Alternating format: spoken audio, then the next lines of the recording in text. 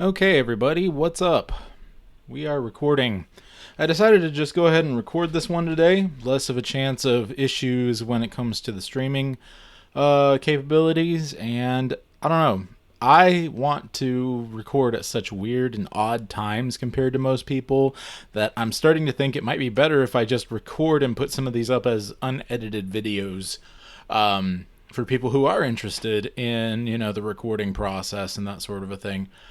Today we're going to be recording Guardians of Atlanta episode 5, which is Crusader, Leader of the Guardians.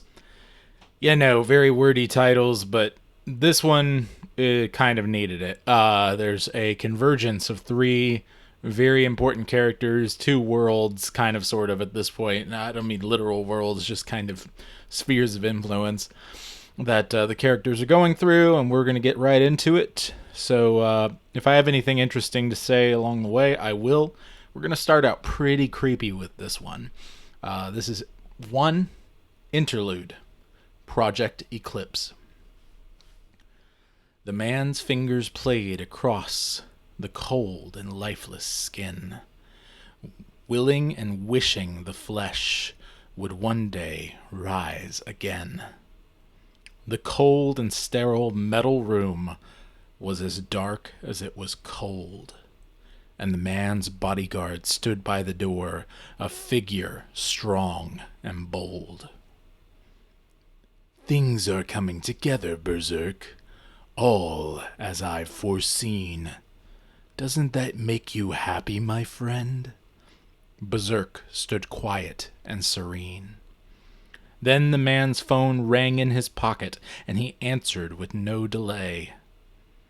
Tell me Uncle Andy and Philip are already on the way. Yes, the situation is remediated, thanks to Keller and crew. This frees me up to go back downtown and do what I must do. Wonderful.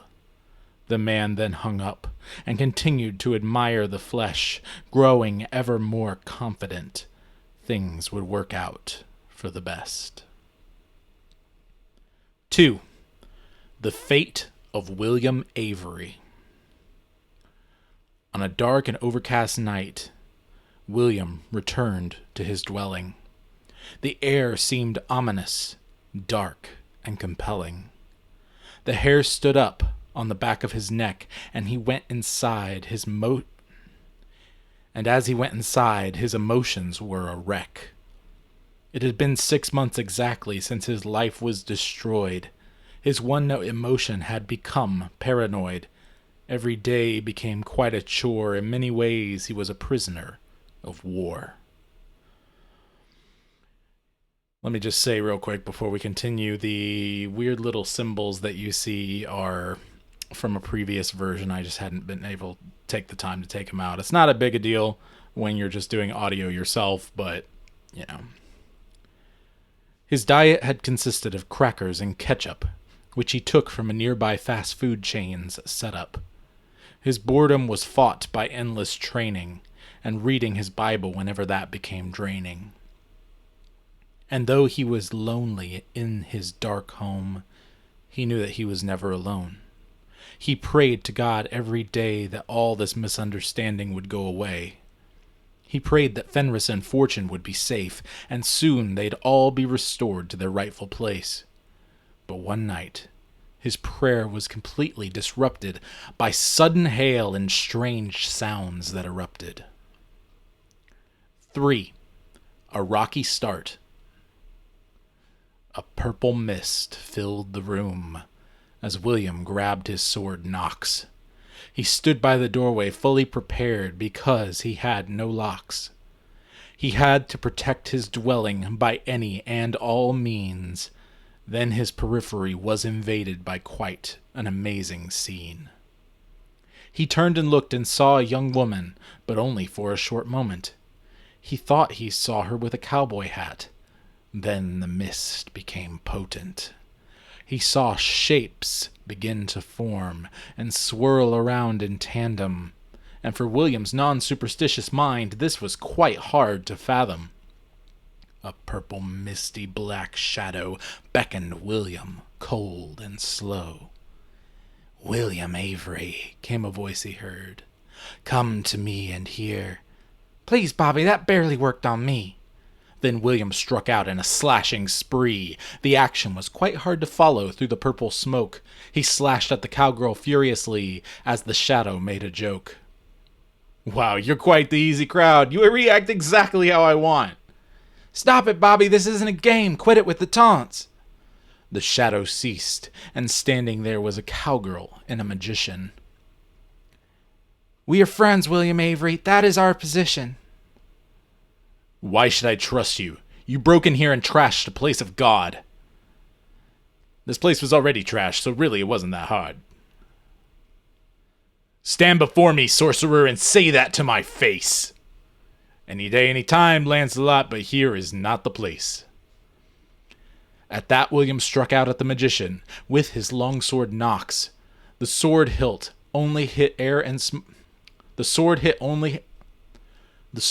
only air and smoke. This mage was quite a fox. Laughter permeated the church, and then it all began to shake. And the sound of thunder striking the church made William's strong legs quake. "Enough!" the cowgirl shouted, loudly breaking up the fight. "My name is Cyrus Jones, William, and we're here to set things right." One of the things that's really crazy about recording is I'm able to take editing, really more so than recording. You're able to take the timing on these things and get them right. I can hit the voices where they need to be because I take the time to pause and switch. A lot of people hear what I do and they're like, "Holy cow, those are a lot of voices you do."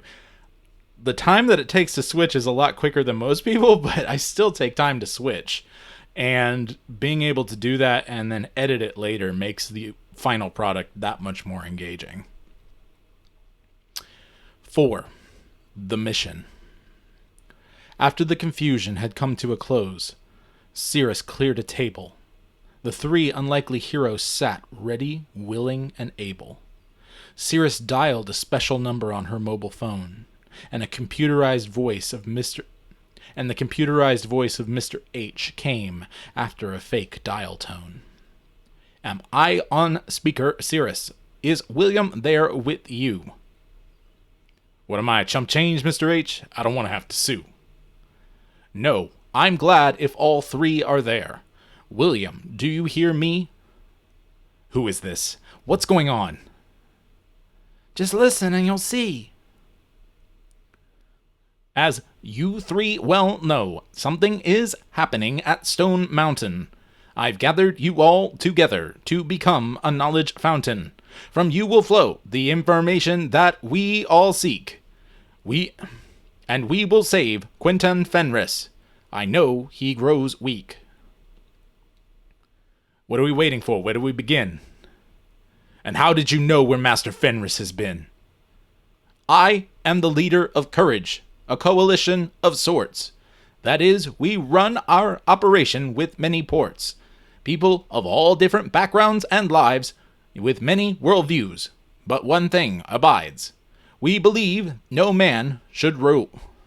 We all believe no one man should rule, and one world government would be incredibly cruel. Thus, in order to squelch this fire, we formed the Coalition of Underground Resistances Against Global Empire." "So you're going to help me save my master?" "That is the plan. Is that what you are after?" "If you are truthful, I see no other way." "Looks like we've got ourselves a mission today." "It is decided, then. You will follow William's lead. Be sure to tell me anything you all will need. Shield Maiden's information will show you where Fenris is. I am texting you that, Cyrus. Go find this master of his." 5. Hidden Plans. In a small office room in Aletheia Church, Dodd entertained some clients. A man in a suit and short haircut who seemed completely self-reliant. But the man who commanded the most attention sat relaxed with them. He was a man in his 40s with a bald head, and glee was his face's anthem. "You've done well, Dodd. I've been impressed. You've gone much further than I've asked. Still, Stone Mountain is not ready yet, and your followers have made sure of that. I've proved to you that a few rogue knights are not a problem, Clipper. I've adjusted my plans accordingly."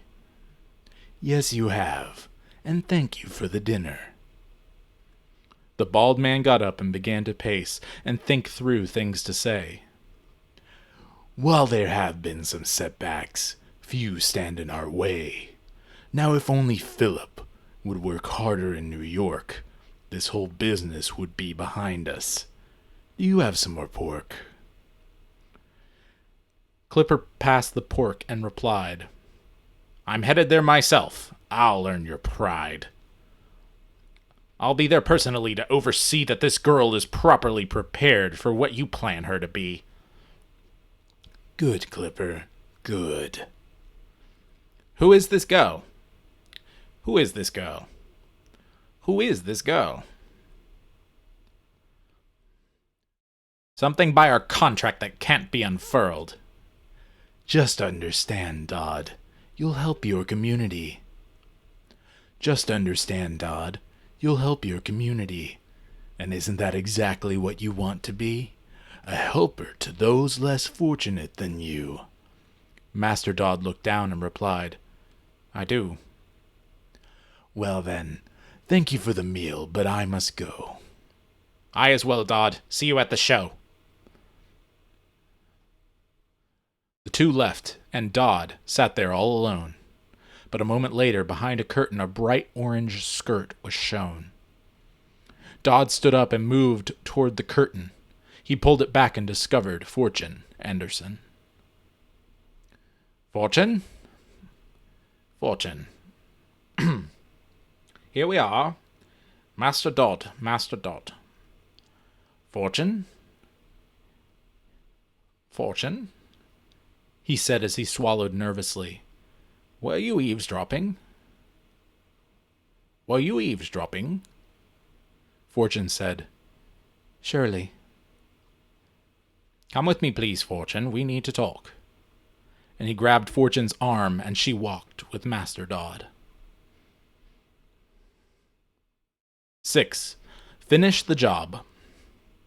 Kevlar suits of armor skulked in the shadows near I-75.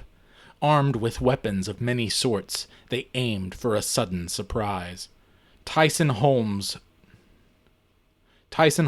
tailed Brock, his friend, and then whispered in his ear, "I don't like this one bit, Brock. I don't believe what I hear. You're questioning Malachi, Dodd, you're questioning Master Malachi this far in? William betrayed. Ha! Brock. Okay, yeah, I think I'm changing that to Master Dodd. I'm going to change that to Master Dodd instead of Malachi Dodd. I don't believe what I hear. You're questioning Master Dodd this far in? William betrayed our order, man. I know, I just want him brought back warm. I'm not sure if we can. Just be careful, he said with shifting eyes.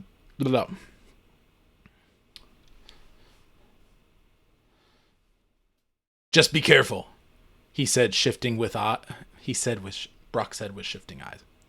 Just be careful. Just be careful, Brock said with shifting eyes.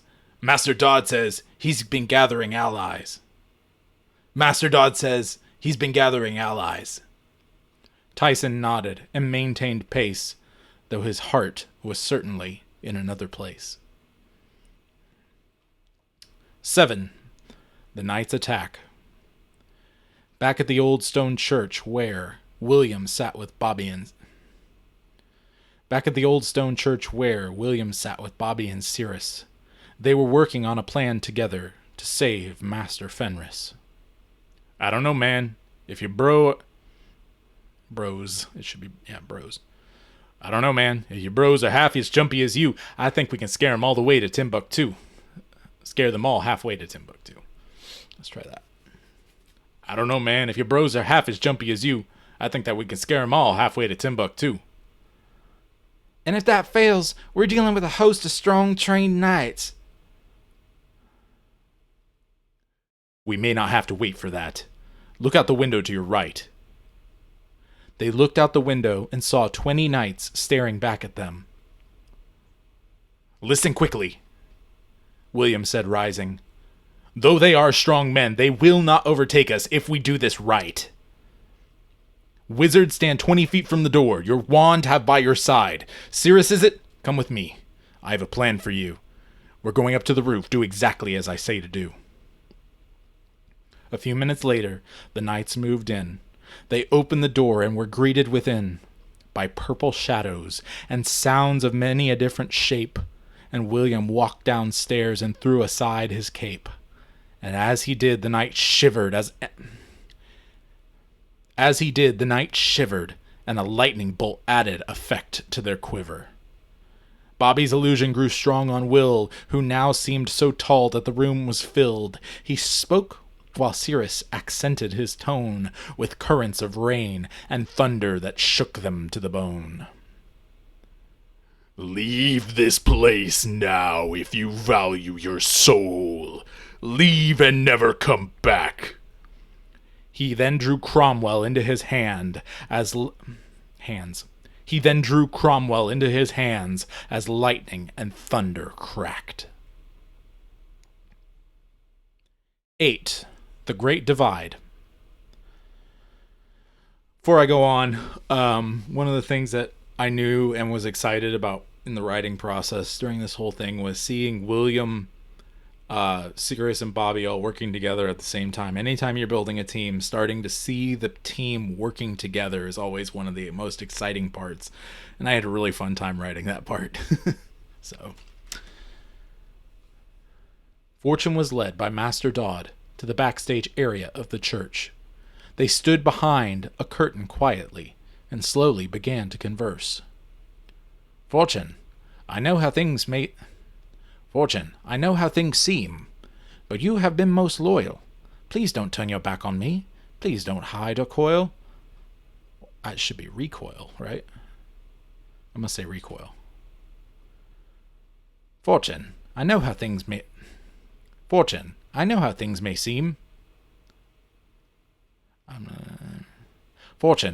how things seem, but you have been most loyal. Please don't turn your back on me now. Please don't hide or recoil. Master Dodd, you are holding Master Fenris hostage. You say you're trying to help people, but you're hurting others in the process. I know what you say is true, Fortune. I really truly do. But that man you saw will help me help Atlanta. But what cost will this accrue? Please tell me what his plans are. I do not fully know. But something is on or around Stone Mountain, and he's protecting its shadow. Master Dodd, no matter what help you can bring to our community, you have the sons of God. You have hurt the sons of God. You've hurt our family. Master Fenris is our friend, no matter what our differences may be. I am on the side of William. On which side will you be? Just then, in a flash, Fortune flipped a switch. The curtains opened and the knights were there. They had heard everything that was said. Every single stitch. Fortune tapped a lapel mic she had fastened to her dress, and everyone in the sanctuary stared on, utterly distressed. The knights seemed split, and factions seemed to form. Fortune thought, this could get bad. But Brock Townsend burst in to warn. They broken into the warehouse. They're taking Master Fenris. If we hurry, we might be able to stop them. Move out, knights, advance. This was the tipping point of the scale, as knights and dames made a choice. Would they follow fortune or Dodd? And heed they which strong voice? As some went to carry orders out, the others stood in their way. Soon a riot began to break out. The knights would fight this day. Not against the forces of evil, but brother against brother.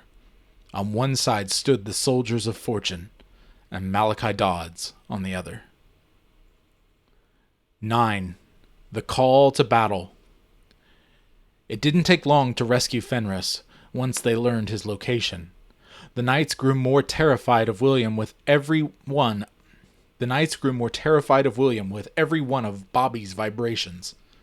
They entered his room and woke him from his sleep. His eyes were red and his complexion was bleak. Yeah. So I'm running into a problem here. The knights are going all over the place. So they fought him back. Yeah, okay, it's all implied. It's not... This is one of my weaker points of the story. But it is all implied. If people get lost, honestly, I'm okay at this point. I've written, helped write the story a bunch of times. I think it all fits. They pushed through against the knights and found where they were supposed to go. The knights tried to follow them and stop them. Some of them went back to warn Dodd, etc. So, yeah. This is one of those things, you decide whether or not you're spelling stuff out. And sometimes it comes across and sometimes it doesn't. And I've read it before and it comes across differently. It comes across different reading to different reading. So we'll just go ahead and continue.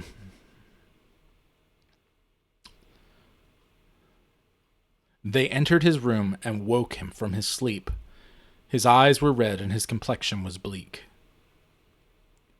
William, you're here? Who are these two? Who are these two? No time to explain, but they proved friends too true. Now come, master, let's get you on your feet. And without a word, William pulled Fenris up and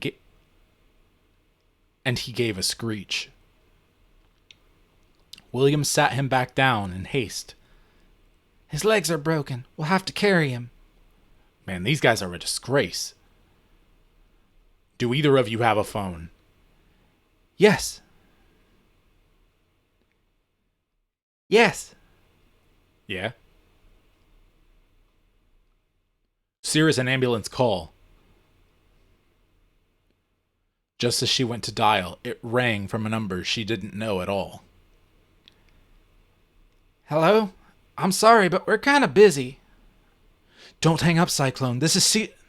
Don't hang up, Cyclone. This is Shield Maiden. Seriously, you need to get back to Aletheia Church. Everything has combusted. The knights have all taken one side or another against those they once trusted. Cirrus looked at her friends with wide eyes. There's a fight at Aletheia Church. Go, William. Go, William. I'm on my way.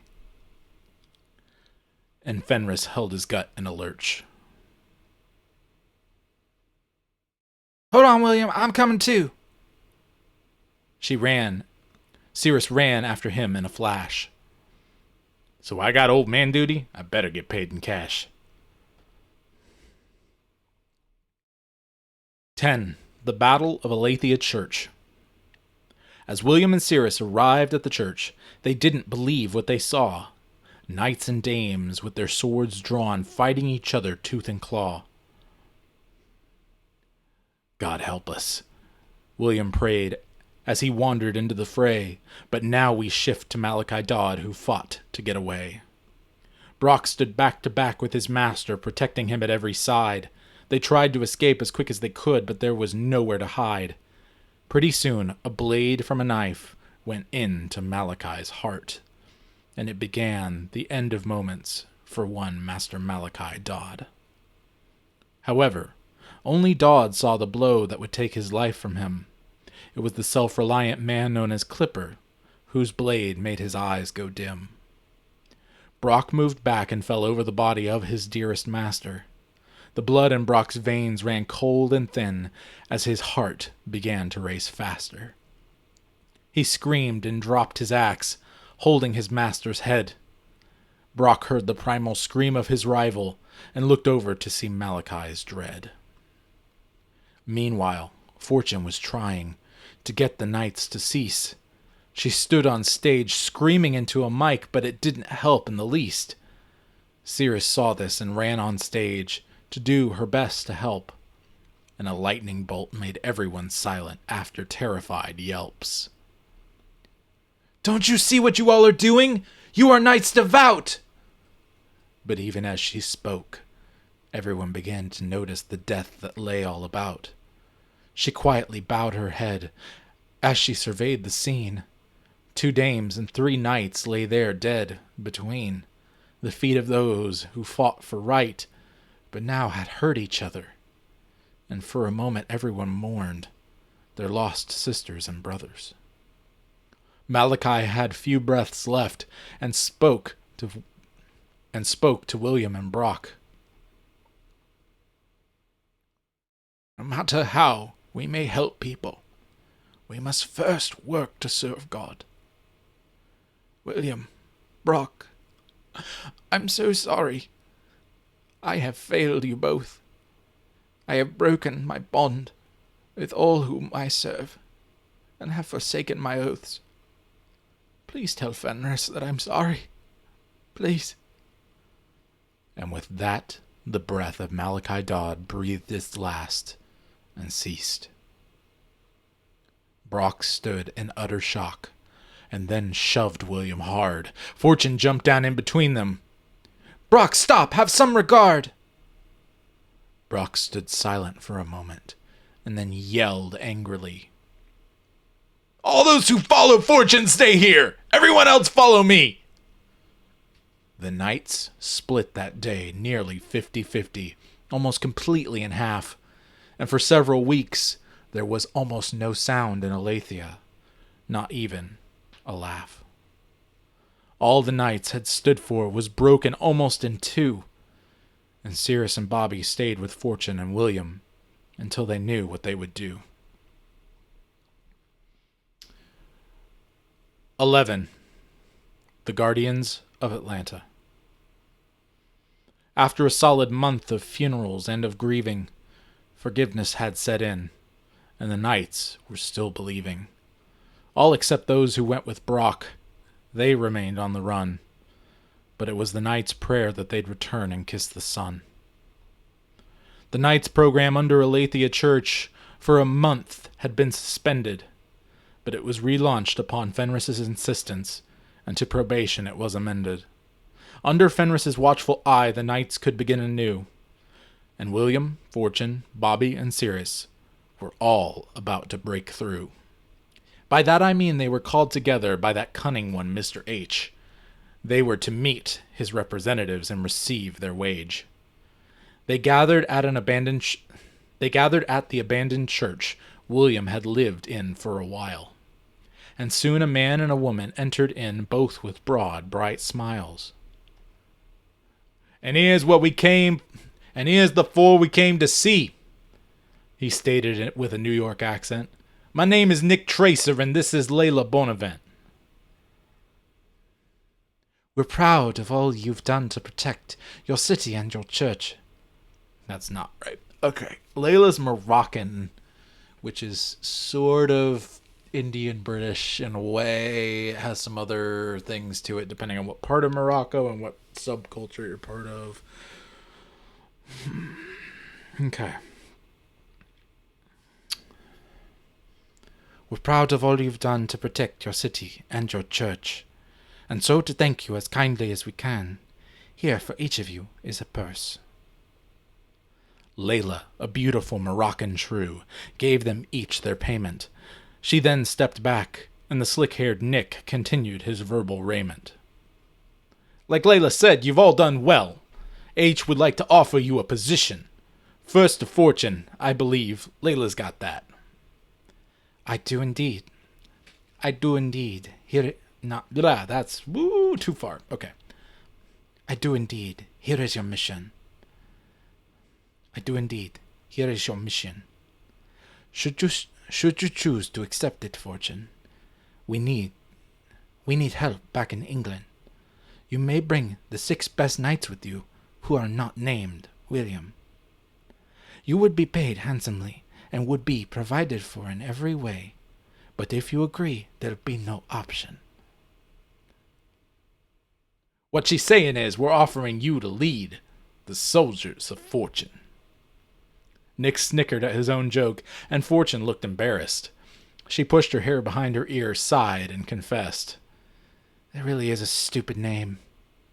Come on, I think it's clever. No, it isn't. It's a terrible name. But oh, I guess whatever. William, what do you think? Should I go or stay? You are my sister, Fortune, but I think this is the way in which you are called to go. People need your aid. Fortune nodded and hugged William. I will not be afraid. She turned and smiled brightly, and with Layla left the church. Well, it seems Mr. H can finally end his search, not only for the job in England, but what I am in charge of as well. He's been wanting a special task force here in Atlanta to give the bad guys hell. So far we've got Bobby and Cirrus, and they're great, Will. But we think they need a leader, and we think you fit the bill. William was taken aback, but could not help but smile. I agree with them, William. We'd be stronger while you were in charge of us, and how we work united. And I agree with the man. You haven't been short-sighted. Maybe a little tight in the pants, but that's something I can live with. And my family's already bought this church building, and I've named it something from myth. The Castella is the name that I chose for this place. Like castle in Welsh? Is that a problem? No, I think it's great.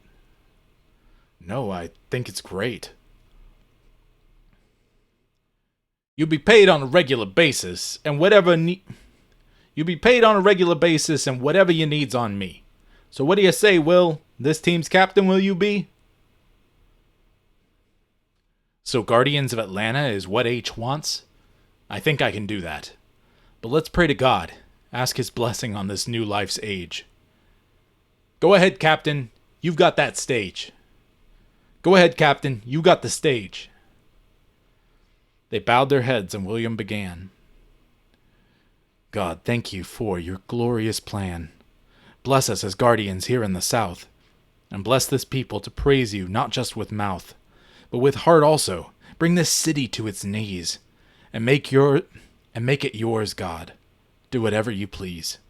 Heal us and make us soldiers again. Thank you for working in us. In Jesus' name, Amen. Interlude. 12. Interlude. Finish what we started. Dark lay that hidden room, deep in an unknown place. Cold lay in the air so still within that haunted space.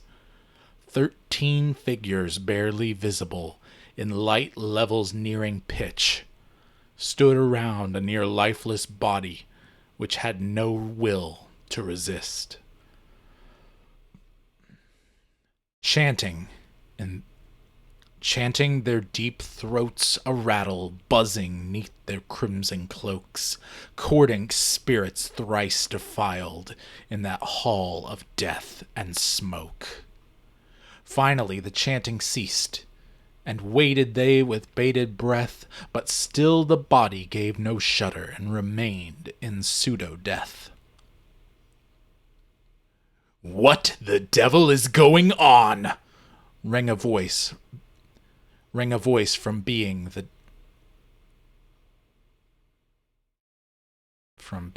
dark. That can't be right.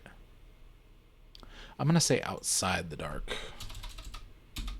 I don't remember what my original was, but I'll say that. Rang a voice from outside the dark. And industrial lights activated it in... And industrial lights activated in the... And industrial lights activated in that room with a bright and blinding spark. Okay, so we finished this episode. It'll be edited and put up like normal.